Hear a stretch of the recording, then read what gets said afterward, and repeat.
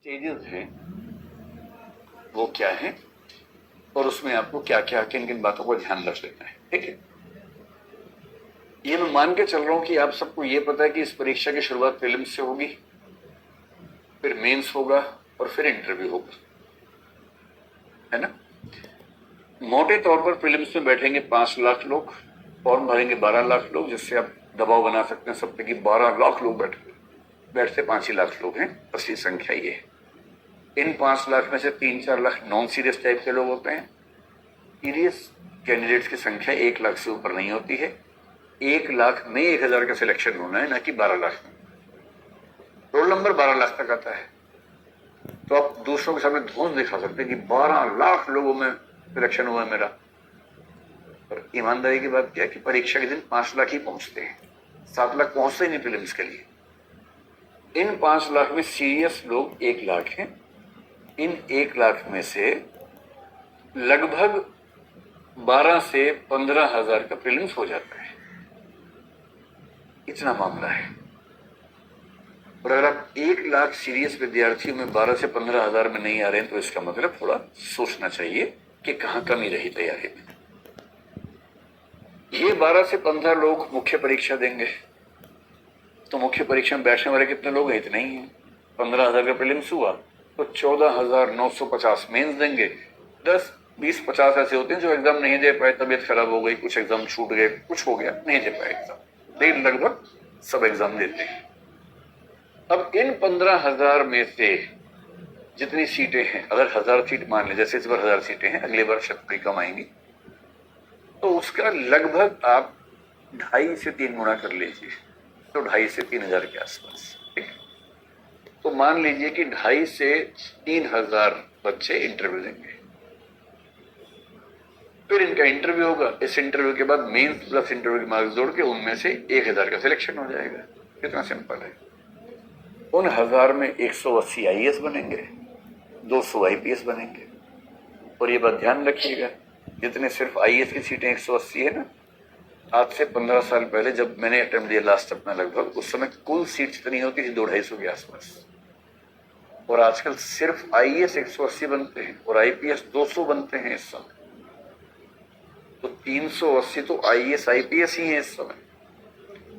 आप लोग तो भगवान कृष्ण की तरह पैदा हुए हैं कि पैदा हुए, जेल के दरवाजे खुल गए, सब कुछ हो गया, इतनी सुविधाओं के साथ पैदा हुए हैं। बस एक ठीक ठाक सा रैंक लाइए और शानदार नौकरी आप पे इंतजार कर रही है। आईआरएस में अच्छी सीटें आती हैं, 150-200 सीटें आईआरएस में आती हैं आजकल, दोनों आईआरएस में लाके। और क्या चाहिए थी? बढ़िया सीट से। तो प्रीलिम्स में जो है, एक तो मामला जीएस का है, एक है सीसेट का। जीएस की बात हम विस्तार में करने वाले हैं। मेंस में आपको optional subject plus GS plus SA, इन 3 चीजों पर ध्यान देना है। और इंटरव्यू तो इंटरव्यू है ही। मैं इन सब चीजों पर बारी बारी बात करूंगा, लेकिन शुरू में केवल एक संकेत कर रहा हूं। हिंदी माध्यम के बहुत सारे बच्चे जहां अटकते हैं वो है इंटरव्यू,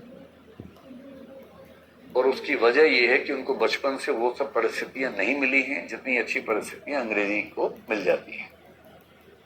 और इंटरव्यू एक दिन में सीखने वाला मामला है नहीं। इंटरव्यू में 2 चीजें हैं। पहला, आपने वहां क्या कहा, आपका ज्ञान, आपकी समझ, आपके तर्क कितने अच्छे हैं, एक तो वो चीज है। दूसरा, कहने की जो शैली है, कहने की जो अदा है, वो कैसी है।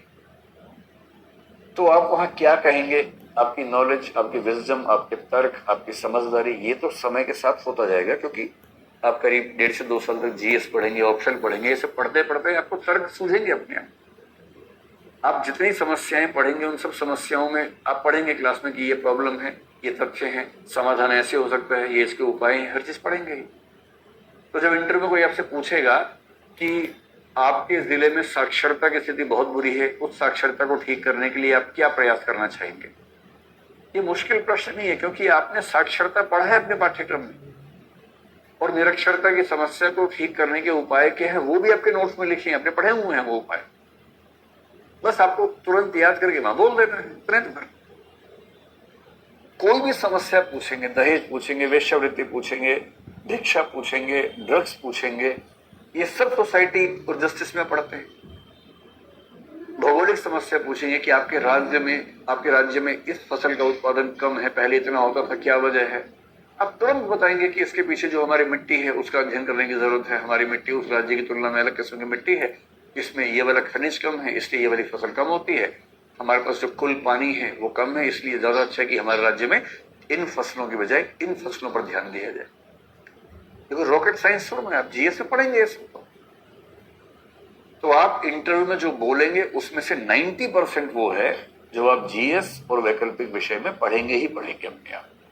वो चिंता नहीं करनी है भाई क्या बोलना है, अभी चिंता ये करनी है कि कैसे बोलना है, कॉन्फिडेंस के साथ, प्रभाव के साथ, कैसे अपनी बात को सामान्य भाषा में प्रभावशाली तरीके से उतार चढ़ाव रखते हुए, कॉन्फिडेंस रखते हुए कैसे बोलना है, ये महत्वपूर्ण है। और इसके लिए मैं अक्सर ये बोलता हूं पहले क्लास में कि अभी से केवल एक बात ध्यान रखिए कि इंटरव्यू के लिए आपकी अभिव्यक्ति शैली यानी एक्सप्रेशन का जो पार्ट है उस पर थोड़ा काम होता रहे। और वो काम कैसे होगा, कुछ नहीं करना है, 3 4 5 दोस्तों का ग्रुप बनाइए, रोज कम से कम आधा घंटा साथ में बैठिए, बातें कीजिए। बस कोशिश कीजिए कि बातें सब लोग बराबरी से करें, सबको बोलने का मौका मिलता रहे। किसी भी मुद्दे पर बात कीजिए, मतलब अफगानिस्तान पे भी कर लीजिए, सीरिया पे भी कर लीजिए, रूस पे भी कीजिए, यूक्रेन पे भी कीजिए, और थोड़ी बहुत आस पड़ोस पे भी कर लीजिए। और क्या चल रहा है तेरा, बात बनी कि नहीं बनी वो सब भी कर लीजिए, है एकदम जिंदा दिल रहते हुए पढ़ना है, बहुत तनाव लेके नहीं पढ़ना है। दिन में आधा घंटा यदि आपने मुक्त भाव से दोस्तों के साथ दोस्तों वाली बातें कर ली। आईएएस की तैयारी में कई लोग मशीन बन जाते हैं, दोस्तों के साथ भी क्या बोलते हैं, यार अफगानिस्तान में ठीक नहीं चल रहा है। अरे अफगानिस्तान छोड़, अपना बता भाई, तू अपना तो ठीक कर लो पहले, अफगानिस्तान तो हो जाएगा समय के साथ ठीक, अपना तो ठीक करो। एकदम बिंदास हो। जो बातें दोस्त करते तो शोभा होती है दोस्तों की, जिससे टूट पटांग बातें, वो सब भी करते रहिए, थोड़ी बहुत खुल के बात कीजिए। आप बात करें तो सुनने का मन करे, रोचक तरीके से कीजिए। तो ये अभी से करना शुरू कर दीजिए। जब जब मौका मिले, जहां जहां मौका मिले, पार्टिसिपेट कीजिए। आसपास किसी दोस्त का जन्मदिन है, पार्टी है, उसको भी समझिए मौका है, आने का नहीं, वो तो है। वहां जाके बोलिए कि आज हम इसको ऑर्गेनाइज करेंगे और आज की पार्टी में सबसे पहले एक गीत मैं गाऊंगा। गाओ वहां गीत, कितना बेसुरा। अगर आप बेसुरा गाते हैं तो इससे आपको क्या दिक्कत है? दिक्कत तो बाकियों को है, आपको क्या दिक्कत है? गा दो, अपना कॉन्फिडेंस बढ़ा के आ जाओ, खत्म करो। और फिर दूसरों को भी। और अब हमारे दोस्त आएंगे और कुछ बातें कहेंगे, ये बताएंगे कि जिनका जन्मदिन है एक्स की क्या क्या खूबियां हैं और क्यों हमें एक्स इतने प्यारे हैं। कुछ भी मन सम्मान दीजिए। ये सब मौके होते हैं जहां आप अपना कॉन्फिडेंस डेवलप कर सकते हैं। ऐसा कोई मौका मत छोड़िए। और जिसको ठीक से बोलना आ गया, इंटरव्यू में तो मान के चलिए कि आधे घंटे में वो क्या जान लेंगे आपका, भाई सोचिए। 25 साल की जिंदगी को 25 मिनट में जांचना है, कैसे जांचेंगे? इतना आसान थोड़ा है। और जांचना कैसे कि आप कैसे बोलते हैं, कैसे बात करते हैं। अगर किसी को बात करने की अदा ठीक से आती है तो वो उनको 25 मिनट तक ठीक से मतलब महसूस करा सकता है कि मैं शानदार व्यक्ति हूं जैसा भी, लेकिन महसूस तो करवाई देना हो जाता है। उसी को इमोशनल इंटेलिजेंस कहते हैं कि सामने वाला मेरे बारे में क्या महसूस करेगा ये मैं तय करूंगा, और मुझे वो अदा आती है कि आप मेरे बारे में क्या महसूस करें, करवा सकता हूं। यही तो भावनात्मक योग्यता है। और क्या है भावनात्मक योग्यता? तो अभी से इंटरव्यू के लिए सिर्फ इतना करना है और तनाव नहीं लेना है अभी फिलहाल। मेंस में एक चीज है एस्से, जिस पर अलग से बात अभी नहीं करेंगे, लेकिन अभी के लिए सिर्फ एक काम करना शुरू कर दो। मैं तो शौक से आज तक करता हूं, मुझे कोई एग्जाम देना नहीं है, शौक से करता हूं। दुनिया भर के मुद्दों पर जब भी कोई बढ़िया पंक्ति मिले, कोई बढ़िया कविता मिले, बढ़िया उदाहरण मिले, बढ़िया कथन मिले किसी का, उनको नोट करना शुरू कर। कोटेशंस। निबंध की एक किताब है, दृष्टि की है निबंध दृष्टि, उसमें बहुत बढ़िया बढ़िया कोटेशंस हर टॉपिक पे दे रखी है, उनसे भी निकाल लीजिए। एक डायरी बनाइए अपनी, टॉपिक वाइज बना लीजिए। जैसे एक टॉपिक वृद्धावस्था, एक टॉपिक पर्यावरण हो गया, एक टॉपिक हो गया कोई भी, जो भी टॉपिक आपको लगता हो ना, महिलाओं के बारे में, जो महिलाओं की समस्याएं हैं, गरीबी पे एक टॉपिक मान लीजिए। अलग अलग सामाजिक मुद्दों पर कुछ बढ़िया बढ़िया कविताएं, बढ़िया बढ़िया शेर, ऐसी पंक्ति की आप 1000 शब्दों में जो कहते हैं ना, वो 2 पंक्ति में बात कही जा सकती है। और 2 पंक्ति में जब कोई बात कही जाती है ना, उसका असर सीधा दिल पे जाता है, दिमाग पे नहीं जाता है। और निबंध में जिसने 3-4 बढ़िया कोटेशन लिख दी, एकदम सटीक, कमाल हो जाता है। जैसे लोकतंत्र कैसे खराब होता है, एक निबंध किसी बच्चे ने मुझे लिख के दिखाया जो मेंस दे रहे हैं इस बार। उसने शुरुआत बड़ी अच्छी बात से की, जो झूठ पर वाह करेंगे वही देश को तबाह करेंगे। सिंपल सी लाइन है, कोई खास लाइन में नहीं, पर वो लोकतंत्र और मीडिया जैसा कोई टॉपिक था। शुरुआत यहां से, जो झूठ पर वाह करेंगे वही देश को तबाह करेंगे। अब ये पढ़ने के बाद परीक्षक पहले ही फिदा हो चुका था आपके ऊपर कि यार क्या बात कही। वही रुक के थोड़ा सोचता है आराम से, बैठ के ठंडे दिमाग में चाय वाय पीता कि यार बताओ, हिला दिया इसने तो।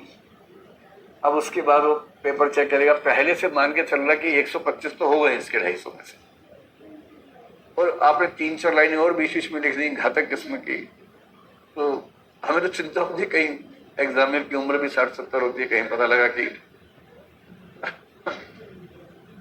पढ़ते पढ़ते शहादत हो गई कि भाई इतना दिल नहीं संभाल सकता हमारा कि इतने हमले आपने एक साथ कर दिए, हर 3 पेज पे हमला कर दिया। और इंटरव्यू में कल्पना कीजिए, जैसे मेरे आखिरी इंटरव्यू मैंने जो अपनी हॉबीज लिखी थी, उनमें एक शेर व शायरी भी थी, गजल पढ़ना भी थी। अगर बात चल पड़े शेर व शायरी पे या किसी मुद्दे पर बात चले और आप कहेंगे सर यदि आपकी अनुमति है तो मैं इस पर 1-2 पंक्तियां कहना चाहता हूं, शायर के नाम के साथ प्रामाणिकता के साथ, सर साहिर लुधियानवी की पंक्ति अगर आप अनुमति दें तो मैं कहना चाहता हूं। प्रश्न पूछा कि आपकी विचारधारा क्या है, और आपने कहा सर मेरी विचारधारा कोई निश्चित नहीं, मैं तो हर मुद्दे पर सारे विचार देखता हूं, जो ठीक लगता है उसको फॉलो करता हूं। बोले अच्छा क्या मतलब हुआ, और आपने कहा सर यदि आप अनुमति दे तो मैं 2 पंक्तियां कहना चाहता हूँ। हाँ हाँ कहिए। साहिर उन लोगों के मतलब फेवरेट भी होते हैं, उसी जमाने के व्यक्ति थे जब वो जवान हो रहे थे। भाई जब आदमी जवान हो रहा होता है ना, उस समय की हीरो हीरोइन शायर बड़े उसको जीवन भर याद रहते हैं। तो आप सुना दीजिए 2 लाइनें उसके बाद। क्यों मतलब ले दे के अपने पास फकत एक नजर ही तो है, क्यों देखें जिंदगी को किसी की नजर से, हम अपने से देखेंगे। मैं क्यों इस जिंदगी को किसी और की नजर से देखूं, मेरी अपनी नजर है। मैं क्यों मोदी जी की नजर से देखूं, क्यों ममता जी की नजर से देखूं, क्यों सीपीएम की नजर से देखूं, भाई क्यों नक्सलवादी बन के देखूं, अपनी नजर है। क्या मैं विवेकशील व्यक्ति नहीं हूं, गधाओं की मैं दूसरों की बात सुनूंगा? अपना दिमाग है, अपने दिमाग से सोचते हैं। और अगर आपने इंटरव्यू में ऐसी 2-4 लाइनें कह दी, फिर और गलती से उनके मुंह से निकल गया इरशाद, फिर कुछ नहीं बचता, फिर तो मुशायरा में लगता है वहां पर। जो मैं कहना चाह रहा हूं आप समझ पा रहे होंगे।